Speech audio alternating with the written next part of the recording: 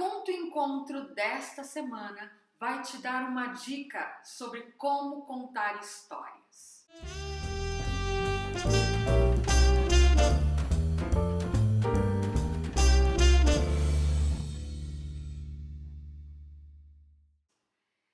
Algumas pessoas me perguntam: Sandra, quando é que eu conto ou quando é que eu leio uma história para o meu filho, para minha filha, para os meus alunos?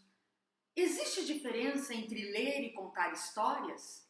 Sim, existe diferença sim. Alguns autores falam sobre esse tema e duas autoras em especial que eu aprecio muito, que é a Ghislaine Avelar e a Inu Sorce. A Inu é africana de Gana, é uma contadora renomada, e a Ghislaine brasileira, também uma contadora e educadora muito renomada. Ambas escreveram um livro chamado O Ofício do Contador de Histórias.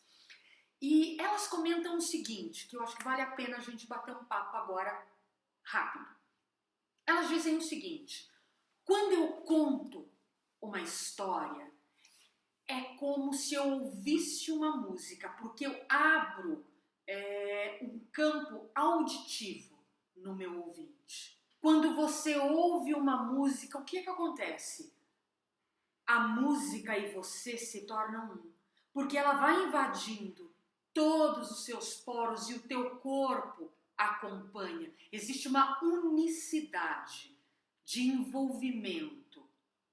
Portanto, quando eu conto uma história e ativo o campo auditivo do meu ouvinte, é muito mais fácil ele caminhar comigo.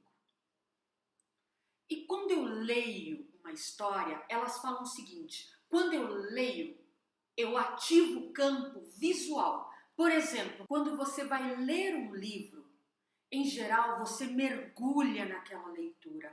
E quando eu mergulho, é um caminho que muitas vezes eu trilho só. É uma viagem solitária, porque no campo visual eu ativo toda a minha atenção para o que está ali. E muitas vezes eu esqueço das pessoas ao meu redor. Então você está me dizendo que contar é melhor do que ler? Não. Na verdade, eu acredito que os dois recursos são espetaculares. E eles podem ser utilizados pelo papai, pela mamãe, pelo professor, pela vovó. Você pode trabalhar as histórias lendo ou contando. A regra única, válida para as duas questões, para as duas formas de contar, é: leia a história antes, tenha esse carinho com ela, pegue o livro, se prepare nessa leitura, tanto para contar, porque você vai precisar se apropriar dessa história, memorizar, conhecer muitas vezes as esquinas, os caminhos, a sequência, como para ler. Porque sabendo dessa história antes, e eu quando leio, eu vou encaminhando o meu ouvinte para essa leitura. Agora, dois cuidados que eu preciso ter. Primeiro, quando eu conto uma história, o que eu ativo? Eu ativo todo o meu campo visual com o meu ouvinte. Eu ativo um exercício da improvisação, porque na memória, quem conta um conto aumenta um ponto. Então, o que acontece? A gente exercita mais essa improvisação. A gente exercita todas as nossas expressões corporais, os nossos gestos, o nosso olhar se mantém com a plateia, com o teu ouvinte. E isso traz, lembra da música? Traz unicidade. Essa pessoa, ela vai caminhando junto com você nessa história. Então, existe um nível de interação maior. E quando eu leio? Quando eu leio, a questão é: o leitor de histórias, quando eu pego um livro para ler, eu empresto a minha voz para o texto. E essa voz tem que ser morta, mórbida, aquela pessoa que lê estaticamente.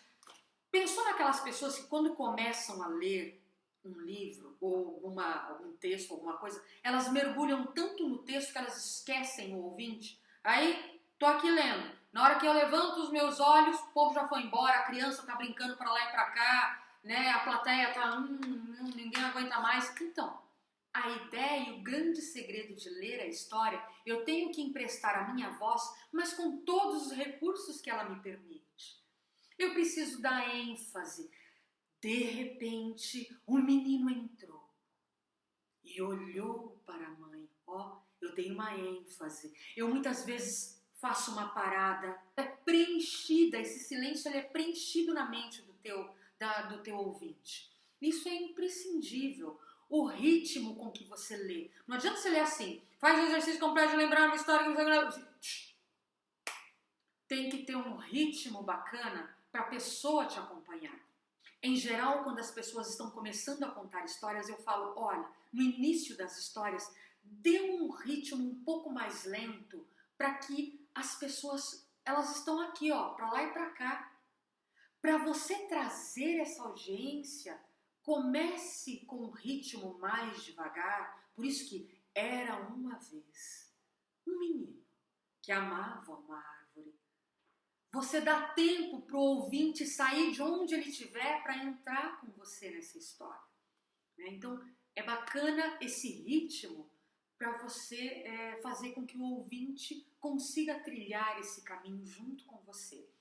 E para o professor ou para a mamãe e o papai que querem valorizar a escrita, também é válido a leitura de um livro. Porque enquanto eu estou lendo um livro, eu estou mostrando muitas vezes a figura ou a forma como é escrita alguma coisa. Então, ali eu vou ampliando também o vocabulário escrito da minha criança, do meu aluno, enfim. Ao longo das nossas dicas, eu vou apresentar para vocês alguns livros que foram feitos exatamente para interagir com a criança e com seus alunos por meio da leitura. Não sei se você já percebeu, mas os livros de hoje eles estão muito ricos nas gravuras, nas ilustrações, né?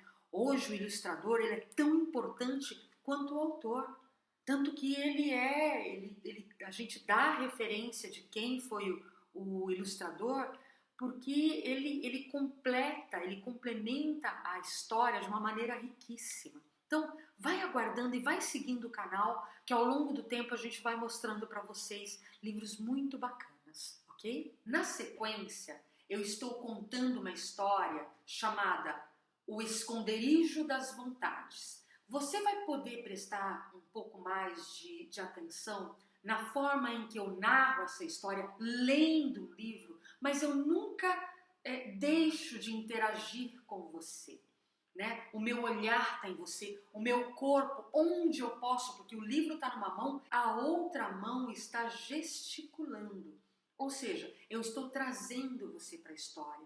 Então, um leitor, ele empresta não só sua voz, mas também o seu corpo, os seus gestos, as suas expressões, né? Para que você e o teu ouvinte caminhem juntos. Muito obrigada pela sua atenção. Um beijo enorme e até a próxima dica, até a próxima semana.